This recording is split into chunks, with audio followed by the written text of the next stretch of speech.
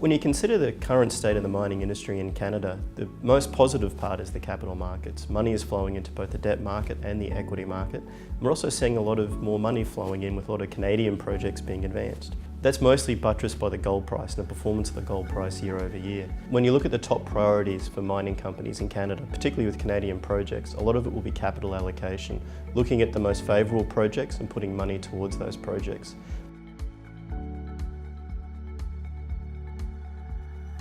When you look at the short to medium term for the mining sector, it does look quite good. When you look at the broader sector, the bulk commodities are starting to come back. Coal is increasing in demand in China, same as iron ore, same as copper. So you're looking at that broader sentiment is starting to improve, as well as the prices are starting to improve.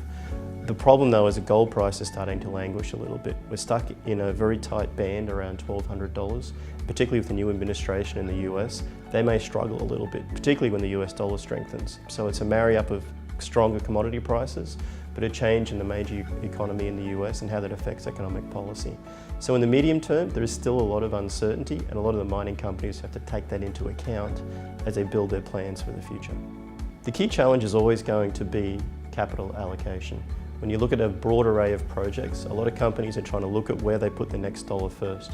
When you look at the large majors such as Anglo, Barrick and others, they're trying to look at the geopolitical risk, look at the countries they need to invest in, and then diversify and divest certain assets. When you look at foreign exchange, look at volatility. That'll have to be managed as well. When you consider the mine of the future and what it will look like today, tomorrow and 15 years in the future, the key part will be technology. So when you look, for example, at Barrick with its joint venture with Cisco, they're looking at the future knowing that digitisation will be important. The other example of a mine of the future will be other players. Will Tesla Motors or other non-mining companies make a bigger play in the mining sector? That'll be the key indicator of whether the incumbents in the mining sector will still rule the mining sector in 15 years' time, and will other industry players come in, take over certain sectors like lithium with Tesla, and try to then redefine what mining looks like in the future. So when you look at some of the key themes of 2016, one was resilience and a company trying to drive through some adversity.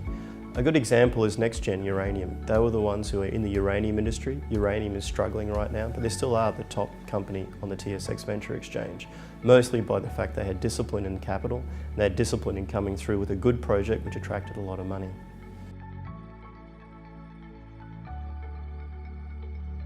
When you look at 2016 and the gold price rally, a lot of that was on the stem of the US dollar.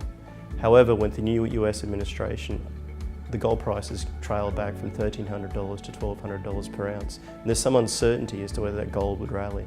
We're also tying that to the US Fed policy decisions that have to come in 2017. So the gold price rally may run out of steam, but we'll have to see as a newer US administration takes force and also US monetary policy takes shape in 2017.